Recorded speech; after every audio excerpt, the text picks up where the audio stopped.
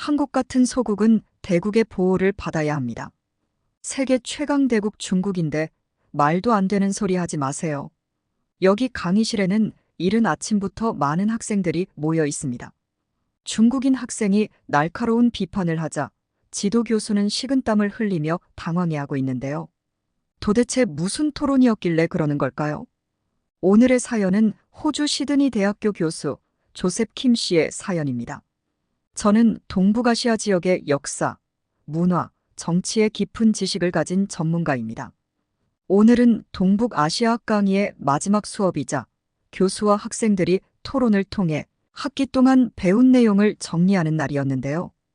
호주 시드니 대학교는 아시아 국가, 특히 중국과 한국에서 많은 학생들이 공부하고 있습니다. 강의는 주로 아시아 국가 출신 학생들이 주로 수강하는 과목입니다. 강의가 시작되자 저는 현대 동북아시아의 군사적 역학관계에 대해 설명했습니다. 특히 중국과 한국이 현재 아시아의 중요한 군사적 주체라는 점을 강조하였죠. 몇몇은 호기심에 가득한 표정으로 집중하는 반면 다른 학생들은 이미 지루한 듯 딴청을 피우고 있었어요. 그 중에서 저는 맨 앞줄에 앉아있는 중국 학생에게 시선이 향했어요. 저는 보통 강의를 듣는 학생의 생김새를 기억하는 편입니다. 낯선 인상으로 처음 보는 학생인데 아무래도 최근 교환 학생으로 입학한 것 같아요. 아무튼 저는 강의를 계속 진행하였습니다. 동북아시아는 군사적으로 중요한 지역으로 여러 나라들이 강력한 군사력을 보유하고 있죠. 특히 이 지역에서는 역사적, 지리적, 정치적 요인으로 인해 군사적 긴장감이 높은데요. 물론 두 개의 지배적인 강대국은 여러분에게 잘 알려져 있습니다. 승천하는 용어로 잘 알려진 중국과 일본입니다. 경제력과 국방력은 국가의 힘과 안보를 결정짓는 주요 요소로서 상호 긴밀하게 연결되어 있죠. 두 국가의 거대한 규모와 경제력 영향력은 무시할 수 없는 수준이란 건 다들 알고 계시죠? 저는 잠시 학생들이 슬라이드 화면에 집중하고 있는 시선을 느낄 수 있었어요. 저는 잠시 숨을 고르며 말했어요. 하지만 국력은 힘의 크기가 전부는 아니죠. 제가 말했습니다. 한국은 현재 아시아의 가장 중요한 군사적 주체로서 국방력을 향상시키고 동북아시아에서 중요한 군사적 역할을 담당하고 있습니다. 그런데 갑자기 중국 학생이 손을 들며 말을 했습니다. 한국이요? 교수님, 중국은 세계에서 가장 큰 군대를 보유하고 있고 기술적으로도 뛰어난 무기를 갖추고 있습니다. 한국은 규모와 자원에서 중국과 비교할 수 없을 텐데 어떻게 한국의 군사력을 중국과 같은 수준으로 비교할 수 있죠? 아시아 무대를 둘러싼 강대국에 비하면 한국은 소국에 불과하지 않나요? 저는 침착하게 대답했어요. 흥미로운 지적이네요. 학생 이름은 리 웨이라고 합니다. 그는 약간 거만한 자세로 말을 이어갔습니다. 저는 그의 무시하는 말투에 기분이 좋지는 않았습니다. 리 웨이, 맞아요. 중국은 규모 면에서 세계에서 가장 큰 군대를 보유하고 있고 기술적인 진보도 이룩했어요. 그러나 군사력은 단순히 규모나 무기만으로 측정되는 것은 아닙니다. 지난 수년 동안 한국은 아시아에서 강대국들 사이에 미미한 존재였죠. 하지만 한국은 작은 나라의 이미지에 걸맞지 않은 강점이 있다는 것이에요. 한국은 강력한 동맹국인 미국과의 협력, 고도로 훈련된 군대, 전략적 위치 등을 통해 중국과는 다른 방식으로 군사력을 구축하고 있습니다. 리 웨이는 의자에 반쯤 기대어 회의적인 미소를 보이고 있었죠. 아무래도 기를 좀 눌러놔야겠다는 생각이 들었어요. 저는 많은 시간을 할애하여 한국 군사력의 주요 지표를 설명했습니다. 한국은 첨단 무기 시스템과 정보통신 기술을 도입하여 강력한 군사력을 보유하고 있어요.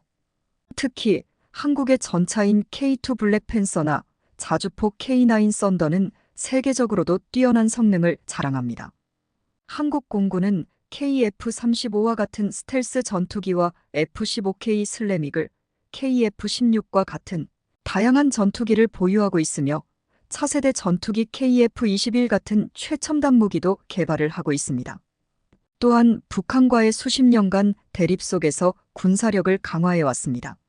한국은 역사적으로 미국과의 동맹을 통해 안보를 유지해 왔습니다. 북한의 미사일과 핵 위협이 계속되고 있는 상황에서 미국과의 동맹은 필수적이죠.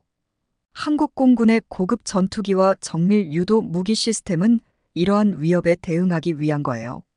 강연 내내 저는 리의 지루하게 바라보는 눈빛과 도전적인 태도를 느낄 수 있었습니다. 중국 중심의 사고방식에 있던 그가 의문을 제기했다. 하지만 교수님, 한국이 미국과 동맹을 맺은 것은 인정하겠지만 중국의 군사력은 규모뿐만 아니라 전략적인 측면에서도 강력합니다. 중국은 자체적인 군사기술을 개발하고 있으며 아시아 지역에서 영향력을 확장하고 있습니다. 한국이 이런 중국에 대항할 수 있는 힘이 있을까요? 이젠 동북아에서 한국 같은 소국은 대국인 중국의 보호를 받아야 됩니다. 저는 침착하게 설명했습니다. 물론 좋은 지적입니다. 중국은 규모와 영향력 면에서 강력한 힘을 갖고 있습니다. 하지만 한국은 미국과의 연합방위 체제뿐만 아니라 자체 방위 전략과 첨단 기술을 갖추고 있습니다. 또한 한국은 중국과의 군사적 충돌을 피하면서 독립적인 방위 정책을 유지하려고 노력하고 있습니다. 리 웨이는 다시 질문했습니다. 하지만 중국의 경제력과 군사력은 계속 성장하고 있습니다. 이런 상황에서 한국은 어떻게 자신을 보호할 수 있을까요? 저는 좀 더 많은 데이터를 가지고 그의 주장에 반박했습니다. 중국의 성장을 부정할 수는 없습니다만 한국은 전략적인 동맹, 기술 개발, 그리고 안보 정책을 통해 이러한 변화에 적극적으로 대응하고 있습니다. 한국의 정책 방향을 살펴보면 강력한 군사력뿐만 아니라 외교적 접근을 통해 지역의 평화를 유지하려고 노력하고 있는 것이죠. 강의를 마치고 다른 학생들이 퇴실하자 리 웨이는 단상에 올라와서 저에게 말했습니다. 교수님의 말씀이 맞는 것 같긴 하지만요.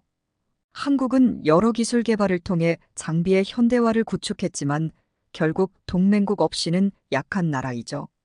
중국은 규모나 경제력 측면에서만 봐도 한국은 그저 조그만 소국일 뿐이죠. 저는 미소를 지으며 말했습니다. 한국은 작지만 날카로운 이빨과 강력한 아군을 가진 소국이죠, 리 학생.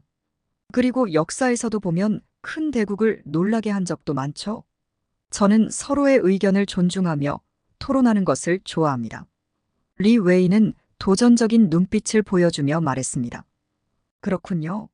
앞으로 계속 토론을 할 수 있으면 좋겠습니다. 기대하겠습니다, 교수님. 그렇게 말하며 그는 퇴실하면서 신경질적인 걸음으로 나갔습니다. 저는 고개를 살짝 흔들면서 편협한 사고방식을 가진 학생을 이해하려고 노력했습니다. 솔직히 리 웨이 학생의 논점은 저에겐 전혀 영향력이 없는 정도입니다. 이번 기회에 저도 동북아시아의 한국의 위치와 역할에 대하여 다시 검토하는 계기가 될 것입니다. 다음 강의가 시작되었고 저는 지난 토론을 간단히 요약하고 새로운 주제로 이어갔습니다. 한국을 아시아 국방력의 최상위권에 올려놓은 군사력의 지표를 강조하는 것으로 시작했습니다. 저는 새로운 슬라이드를 보여주며 말했습니다. 한국의 군사력을 진정으로 이해하려면 차별화되는 질적 요소를 살펴볼 필요가 있습니다. 저는 한국군의 훈련 체계와 정기적으로 대규모 합동훈련을 실시하여 전투준비 태세를 유지하고 전투에서 검증된 리더십에 대한 상세한 분석에 착수하였습니다. 저는 한국군은 분단국가의 특성상 매우 높은 수준의 경계 태세를 유지하고 있음을 강조했습니다. 이러한 현실은 한국군이 어떻게 높은 수준의 군사력을 유지하고 국제적 동맹과 협력을 통해 안보를 확보하는지에 대한 통찰을 보여주었습니다. 리 학생의 손이 올라갔고 그는 도전적인 표정으로 말했습니다. 교수님, 한국군의 효율성에 대해 너무 과장하고 계신 것 아닌가요? 한국 전쟁 이후 실제 분쟁에 직면한 적은 없었지 않습니까? 현대전에서 중국처럼 대규모 병력을 상태로 싸울 때 한국군이 어떻게 될지는 아무도 모르지 않나요? 저는 잠시 숨을 고르며 최대한 단호한 어조로 말을 이어갔습니다. 한국은 분단국가이지만 해외 파병에서도 중요한 역할을 수행하고 있습니다. 다양한 유엔 평화유지 임무와 인도주의적 작전에 참여하고 있으며 이는 국제사회에서 한국군의 활약상을 보여줍니다. 그러나 리 학생은 다시 손을 들고 질문했습니다. 하지만 교수님, 한국군이 국내 안보에 집중해야 할 분단국가라는 점을 감안하면 해외 파병에 참여하는 것이 어떤 의미가 있을까요? 저는 잠시 생각한 후 대답을 했습니다. 한국군의 해외 파병은 국제사회에서 한국의 위상을 높이는데 도움이 됩니다. 이를 통해 한국은 국제협력에 적극적으로 참여하며 다양한 국가들과 군사적 협력을 강화할 수 있습니다. 또한 해외 파병을 통해 군인들은 다양한 경험을 쌓고 다양한 문화와 환경에서의 작전을 통해 전문성을 향상시킬 수 있는 것이죠. 리 웨이는 웃음을 참는 듯한 표정으로 이야기했습니다. 교수님, 훈련과 해외 모험은 별개의 문제죠. 중국 인민해방군의 힘에 맞서는 것은 전혀 다른 문제입니다. 우선 숫자에서 싸움이 안 되지 않습니까? 중국의 군대는 한국보다 훨씬 더 큰 규모와 무기를 보유하고 있습니다. 객관적 지표가 있는데 비교가 될까요? 교수님, 학생들 중 일부는 리 웨이의 주장에 동조하는 모습이었습니다. 저는 한반도 주변 지도를 보여주면서 스크린에 차트를 띄우고 말했습니다. 역사적으로 뛰어난 전술과 기술, 투지를 통해 더 큰 적을 압도하고 물리친 사례로 가득합니다. 고대 그리스의 스파르타 왕 레오니다스가 이끄는 300명의 스파르타 병사, 100년 전쟁 동안 영국의 헨리 5세 왕이 이끄는 영국군 장군 병사, 스탈린그라드 전투 등 숫자만으로는 결과가 결정되지는 않습니다. 저는 잠시 학생들의 시선에 눈맞춤을 하고 다시 시작했습니다. 군사 전문가들의 예상하는 한국과 중국 전쟁 시나리오를 살펴보면 중국의 압도적인 물량에도 한국과의 전쟁은 결과를 예측할 수 없다라는 거예요.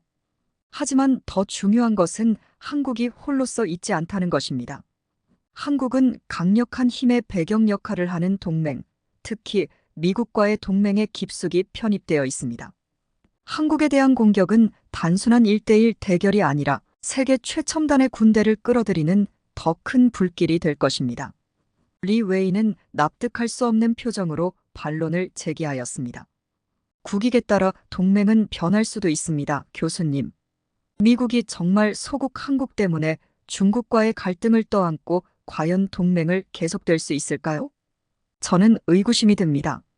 저는 고개를 저었습니다. 한미동맹은 세계에서 가장 굳건한 동맹 중 하나입니다. 한미동맹은 피로 맺어진 혈맹이기 때문이죠. 한국전쟁이 사실상 한미동맹의 시발점이에요. 지난 70년 동안 한미동맹은 수많은 부침을 겪었지만 양국의 동맹은 한국의 안보뿐만 아니라 경제 발전에도 기여했기 때문입니다. 미국은 한반도 내에서 안보의 일부를 책임지었고 한국은 그 안에서 압축 성장이 가능했기 때문입니다. 한국에 대한 공격은 모든 것이 수반하는 미국 자체에 대한 공격이 될 것입니다. 리 웨이는 의심의 눈빛이 얼굴에 들이우며 자리에 앉았습니다. 저의 우세가 확실하다는 것을 알 수 있었지만 저는 여기서 멈출 생각이 없었습니다. 설사 그것이 사실이라고 해도 중국과 한국의 근본적인 힘의 격차는 변하지 않습니다. 한국은 여전히 중국이라는 대국 옆에 있는 소국에 불과하니까요. 이것은 아무리 동맹과 기술 발달이 있다 해도 변하지 않는 사실입니다. 저는 웃으며 말했습니다. 작지만 강력한 힘이 있는 소국이죠, 리 학생. 저는 역사적인 비유로 예시를 보여주었습니다. 저는 프랑스 북부의 아젠쿠르의 좁은 지형과 프랑스군과 영국군이 표시된 지도를 꺼냈습니다. 리 학생의 논리로 보면 프랑스의 압도적인 중장기병력은 영국의 장궁병을 압도해야 되겠네요. 하지만 영국군이 압도적인 열세 속에서도 프랑스군을 크게 격퇴하게 되죠. 왜 그랬을까요? 영국군은 전략과 전술 및 무기에 이점이 있었기 때문이죠. 오늘날의 한국도 크게 다르지 않습니다, 리 학생. 중국군이 대규모의 탱크 부대와 중장비를 앞세워 진격할 때 한국군은 장거리 미사일, 드론, 그리고 정밀 유도 무기를 활용하여 중국군을 저지하고 큰 피해를 줄 수 있습니다. 국력은 작지만 최첨단 무기와 강한 의욕을 가진 군대, 그리고 혈맹으로 맺어진 동맹국 네트워크를 갖추고 있죠. 한국은 그 누구도 쉽게 볼 수 없는 세계 6위의 군사력을 갖춘 나라입니다. 중국은 단순 비교 자료로 한국을 과소평가하는 것은 현명하지 못할 것입니다. 리 웨이는 한참 동안 침묵하며 화면에 지도를 응시했습니다. 마침내 그가 말을 꺼냈을 때 그의 목소리는 서운했지만 무언가를 느낀 표정이었습니다. 흥미로운 관점입니다, 조셉 교수님. 완전히 납득하지 못하지만 교수님의 비유에 일리가 있는 것 같습니다. 아마도 한국은 보기와는 다른 보이지 않는 힘이 있는 것 같습니다.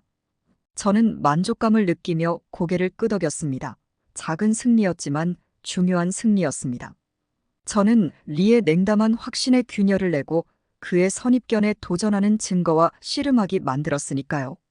시작에 불과했습니다. 수업이 끝나고 학생들이 퇴장할 때 저는 리의 눈을 사로잡았습니다. 그는 저에게 고개를 끄덕이며 존경과 회의가 섞인 표정을 지었습니다. 저는 우리의 논쟁 싸움이 아직 끝나지 않았다는 것을 알았습니다. 하지만 제가 그의 편견이라는 방어벽을 조금씩 허물기 시작했다는 것도 알았습니다.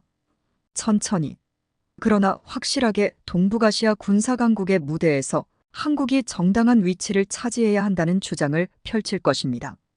리 웨이와의 강의와 토론, 그리고 점점 더 달아오르는 논쟁의 태풍은 몇 주가 더 지났습니다. 이 젊은 중국인 학생은 여전히 고지식한 회의론자였고 한국의 군사력에 대한 저의 모든 강의 내용에 반박했습니다. 하지만 저는 리 학생의 신념이 흔들리기 시작했고 반론은 점점 더 설득력 있게 느껴졌습니다. 느리지만 확실하게 저는 그를 설득하고 있었습니다. 학기 중반에 이르렀을 때 저는 새로운 시도를 할 때가 되었다고 판단했습니다. 우리는 국방비 지출, 병력 무기에 대한 끝없는 차트를 들여다보았고 자료를 통한 절대 지표에 대한 논쟁에 지쳐 있었습니다.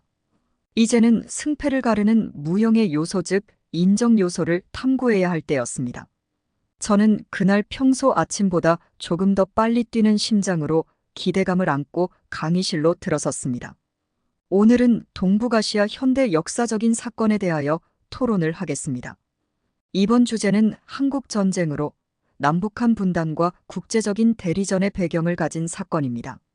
저는 한국전쟁의 배경과 결과에 대해 설명을 하였고 리 웨이의 눈빛을 보아하니 저의 견해에 도전할 준비를 하고 있었습니다. 저는 한국전쟁의 시작에 대해 설명하며 남한과 북한 간의 이데올로기적 갈등과 국제적 세력의 개입을 강조했습니다. 한국전쟁은 남한과 북한의 이념적 대립에서 비롯되었으며 미국과 소련의 냉전 구도가 이 갈등을 심화시켰습니다. 리 웨이의 손이 올라갔고 그의 눈빛은 도전으로 반짝였습니다. 교수님, 중국도 한국전쟁에서 중요한 역할을 했습니다. 중국이 북한을 지원한 것은 미군과 유엔군의 압박에 대응하기 위한 것이 아닙니까? 뿐만 아니라 중국은 북한을 지원하면서 아시아 지역의 안정을 유지하려고 노력했습니다. 그런데 중국의 개입이 부정적으로만 보이는 이유는 무엇인가요? 저는 침착하게 대답했습니다. 리 웨이 학생, 중국이 북한을 지원한 것은 여러 이유가 있습니다. 그러나 중국의 개입으로 인해 전쟁이 길어지고 더 많은 희생이 발생했습니다. 또한 중국의 개입은 한국의 분단을 고착화하는 결과를 낳았습니다. 리 웨이는 이에 대해 반박했습니다. 그러나 중국의 개입이 없었다면 미국과 유엔군은 북한을 완전히 장악하고 중국 국경 근처까지 진격했을 것입니다.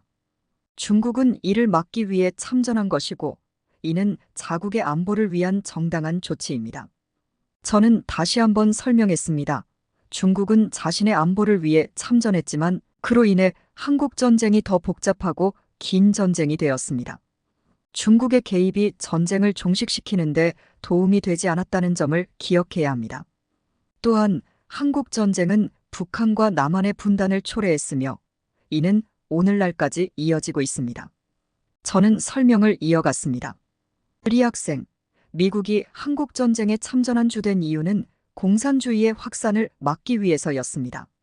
그러나 전쟁이 진행되는 동안 미국과 한국은 긴밀한 군사 협력을 통해 동맹 관계를 구축했으며 한국의 안보를 보장하고 한국은 미국과의 협력을 통해 군사적 지원과 안보를 강화했습니다. 미국은 한국전쟁 이후에도 한국의 군사기지를 유지하고 한미연합군을 통해 군사훈련과 협력을 진행했습니다.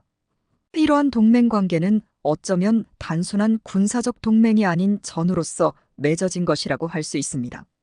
저는 잠시 숨을 고르고 스크린에 한 장의 사진을 띄웠습니다. 사진 속에는 군장을 착용한 군인들의 얼굴이 굳은 표정으로 결의를 보이고 있었습니다. 사진 속의 군인은 제 할아버지 데이비드 킴 대위입니다. 제 할아버지는 한국전쟁에 참전한 미군이었습니다. 그는 한국군과 함께 작전을 수행하면서 많은 친구를 사귀었습니다. 할아버지는 전쟁의 참혹함 속에서도 한국군과 미군 간의 우정이 어떻게 형성되었는지에 대해 자주 이야기하곤 했습니다. 학생들은 이 이야기에 귀를 기울이기 시작했습니다. 저는 한국군과 미군이 어떻게 협력했는지에 대해 자세히 설명했습니다. 할아버지는 전쟁 동안 한국군과 미군이 어떻게 서로를 도우며 작전을 수행했는지 자랑스럽게 이야기했습니다. 특히 언어와 문화의 장벽을 극복하며 함께 싸운 경험을 강조하셨죠. 전투가 한창일 때 할아버지는 부대의 한국군 병사들을 자신이 본 것 중 가장 강인하고 훈련된 전사라고 믿게 되었습니다. 할아버지는 그들의 인내심과 회복력, 아무리 끔찍한 상황에서도 포기하지 않는 정신력에 감탄하셨습니다. 할아버지는 한국군의 용기와 헌신에 깊은 감명을 받았고 이를 통해 한국전쟁에 대한 새로운 시각을 얻었다고 하셨습니다. 리 웨이는 이 이야기에 대해 의문을 제기했습니다. 교수님, 외람된 말씀이지만 지금 일화적인 증거를 제시하신 것 아닌가요? 전쟁은 언제나 혼란스럽고 고통스러운 경험입니다. 어떻게 그 속에서 우정과 협력이 생겨날 수 있었나요? 한 사람의 소감이 한국군의 우수성을 증명하는 증거가 될 수는 없잖아요. 저는 침착하게 대답했습니다. 리 웨이, 전쟁은 참혹하고 잔인할 수 있습니다. 하지만 전쟁 속에서도 인간적인 유대감과 협력이 피어날 수 있습니다. 할아버지는 한국군과 함께 작전을 수행하면서 서로를 이해하고 존중하는 방법을 배웠습니다. 이는 전쟁이 끝난 후에도 계속된 우정과 교류로 이어졌습니다. 한 학생이 질문했습니다. 한국군과 미군 간의 우정은 전쟁 후에도 지속되었나요? 저는 웃으며 답했습니다. 할아버지는 전쟁 후에도 한국군 친구들과 연락을 유지했습니다. 전쟁이 끝난 후에도 그들은 서로의 안부를 묻고 삶의 이야기를 나누었습니다. 할아버지는 한국을 방문할 때마다 그 친구들을 만났고 그들은 전쟁에서 함께 겪었던 경험을 공유했습니다. 이러한 우정은 한국과 미국 간의 강한 유대감을 보여주는 좋은 예입니다. 강의실은 고요했고 학생들은 자리에 몸을 앞으로 숙였습니다. 저는 리의 사고가 여러 모순으로 충돌하며 그의 선입견과 싸우는 것을 볼 수 있었습니다. 저는 계속 말을 이어갔습니다. 하지만 할아버지를 감동시킨 것은 그들의 전장에서의 활약만이 아니었습니다. 그것은 그들의 결속력과 공동 목적 의식이었습니다. 한국인들은 개인주의를 초월한 서로에 대한 충성심과 깨지지 않는 군인 정신이 있었습니다. 마지막 슬라이드를 클릭해 할아버지가 한국 장교와 악수하는 사진 속에서 두 사람이 활짝 웃고 있는 사진을 보았습니다. 할아버지는 전쟁에서 돌아왔을 때 한국 국민의 전통에 대한 깊은 존경심을 가지고 오셨습니다. 할아버지는 저에게 한국인을 절대 과소평가하지 말라고 말씀하신 적이 있습니다. 숫자는 적을지 몰라도 정신력은 거인이다. 싸울 때 내 편으로 삼고 싶은 사람은 아무도 없다고요. 저는 그 말을 공중에 띄워놓고 학생들의 표정을 지켜보았습니다. 일부는 감동한 표정을 지었고 또 다른 일부는 회의적인 표정을 지었습니다. 리 웨이는 고민하는 표정으로 다시 손을 들었습니다. 조셉 교수님, 할아버지의 경험을 공유해 주셔서 감사합니다. 그가 천천히 말했습니다. 한국군의 용맹함에 대한 설득력 있는 증언을 해주신 것은 분명합니다. 하지만 한국전쟁은 반세기 전의 일입니다. 현 시대의 한국군은 여전히 같은 자질이 적용될 수 있을까요? 저는 미소를 지었습니다. 예리한 질문입니다, 리 학생. 제 대답은 분명 그렇다입니다. 한국전쟁을 통해 한국군은 나라를 지키는 것이 얼마나 중요한지 배웠습니다. 이 호국 정신은 전쟁 이후에도 한국 사회 전반에 걸쳐 존중받는 가치가 되었습니다. 한국군은 항상 국가와 국민을 보호하려는 의지를 갖고 있으며 이는 한국의 군사 문화에 깊이 뿌리내렸습니다. 한국군은 한국전쟁을 통해 어려운 환경에서도 버티고 싸우는 법을 배웠습니다. 이러한 정신은 한국군의 군사력 강화와 전문성에 기여했으며 현대 한국군의 기초를 다졌습니다. 저는 열정에 가득 찬 목소리로 회의실 앞을 서성이기 시작했습니다. 생각해보세요. 오늘날 한국은 세계에서 가장 위험한 화약고 중 하나인 북한과의 중무장 등 불규칙한 적과 직면하는 최전선에서 있습니다. 한국군은 언제든 분쟁이 발발할 수 있다는 것을 알기에 항상 대비 태세를 유지하고 있습니다. 이러한 현실은 한국군을 최첨단 하드웨어와 제 할아버지가 수십 년 전 목격했던 불굴의 전사정신을 결합한 비할 데 없는 예리함과 회복력을 갖춘 전투력으로 단련시켰습니다. 저는 잠시 말을 멈추고 그 요점을 음미했습니다. 따라서 한국의 군사력을 평가할 때는 단순한 숫자와 장비를 넘어서야 합니다. 전투에서 결정적인 역할을 할 수 있는 강한 정신력, 군인 정신과 결속력은 무형의 자질인 인적 요소도 고려해야 합니다. 그런 면에서 한국군은 누구에게도 뒤지지 않는다고 생각합니다. 리 웨이는 자리 뒤로 기대어 앉았고 그의 눈에는 마지못해 존경의 눈빛이 희미하게 비쳤습니다. 교수님 말씀에 설득력이 있습니다. 한국의 전투 실력에 대한 제 가정을 다시 평가해야 할 것 같습니다. 하지만 저는 여전히 중국의 엄청난 규모와 자원이 어떤 분쟁에서든 압도적인 우위를 점할 수 있다고 믿습니다. 저는 고개를 끄덕였습니다. 그 논쟁은 다음에 하죠, 리 학생. 하지만 적어도 한국인을 과소평가하지 않도록 설득했으면 좋겠습니다. 그들은 규모가 작을지 몰라도 군인 정신은 거인입니다. 제 할아버지가 한국전쟁에서 배웠고 저도 공부를 통해 깨달은 것처럼 한국은 체급을 훨씬 뛰어넘는 군사력을 갖추고 있습니다. 이는 전 세계가 기억해야 할 교훈입니다. 수업이 끝나고 학생들이 퇴실할 때 저는 리 학생과 눈을 마주쳤습니다. 처음으로 한국의 숨겨진 강점을 인정하는 이해심 같은 것이 반짝이는 것을 보았습니다. 작은 승리였지만 의미 있는 승리였습니다. 그 순간 저는 할아버지가 제게 물려주신 교훈에 대한 자부심이 솟구치는 것을 느꼈습니다. 그리고 대한민국 군사력의 숨겨진 이야기를 전함으로써 할아버지의 유산을 이어가겠다는 새로운 사명감과 결의를 느꼈습니다. 아이디어의 싸움은 아직 끝나지 않았습니다.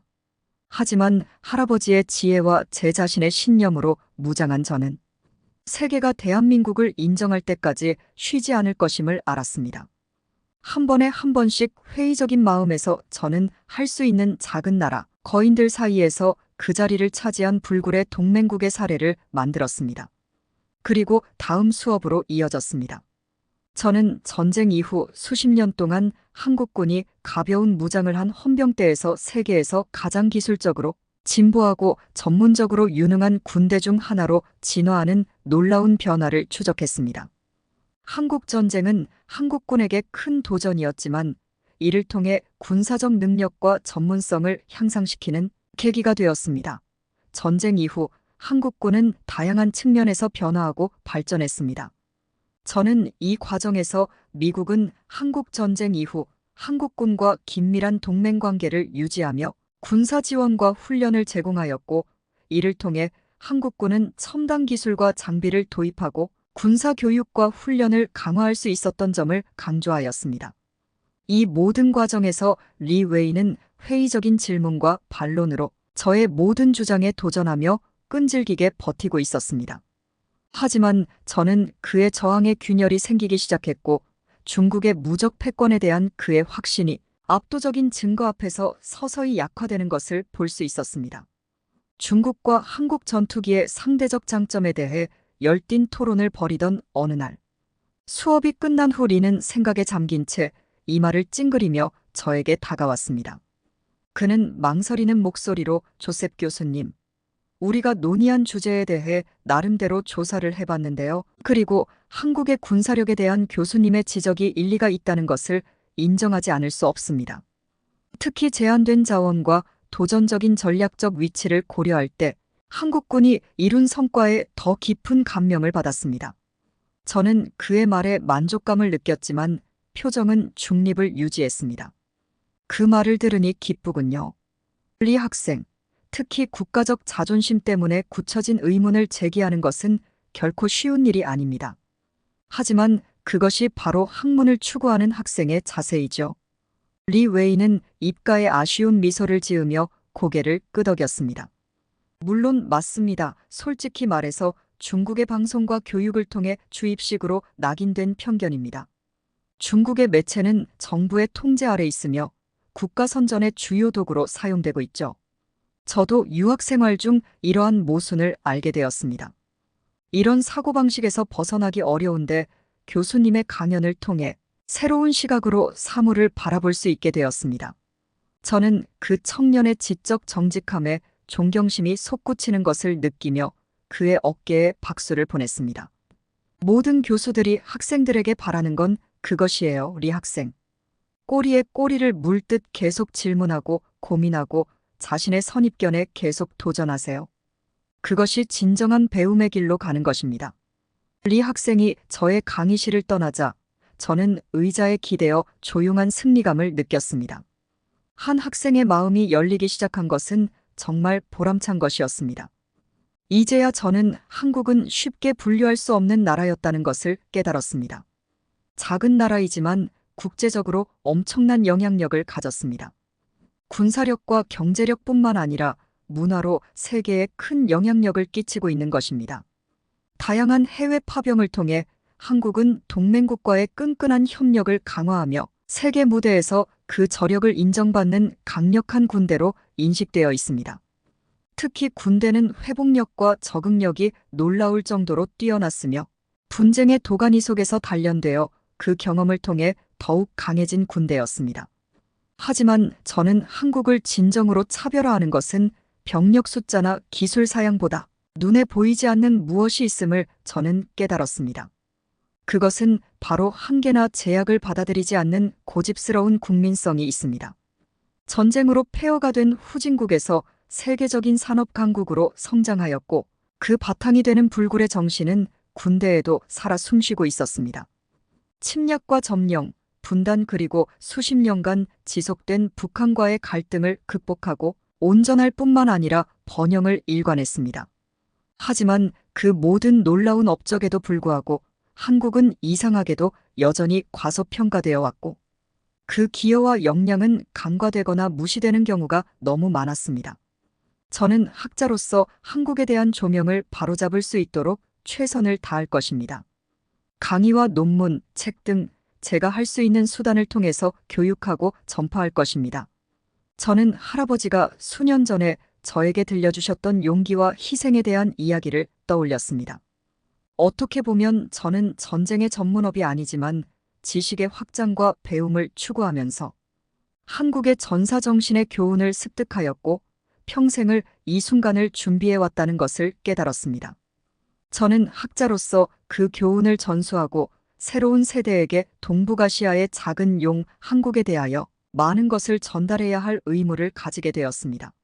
하지만 쉽지 않은 길입니다. 그들이 가지고 있는 편견과 지식은 쉽게 허물기는 어려운 길이죠. 하지만 저는 도전할 만한 가치가 있다고 생각했습니다.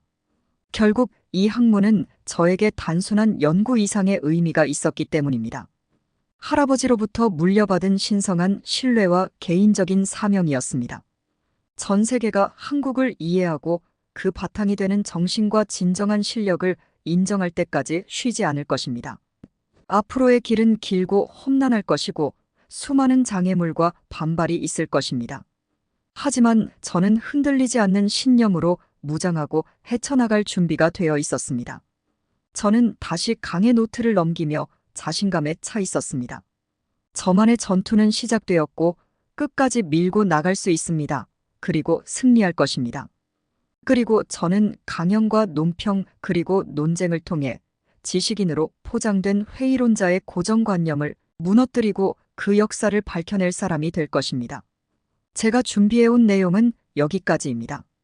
끝까지 시청해 주셔서 진심으로 감사드리며 여러분들의 구독과 좋아요, 알림 설정 부탁드립니다. 시청해 주셔서 감사합니다. 이만 TV 감동 스토리였습니다.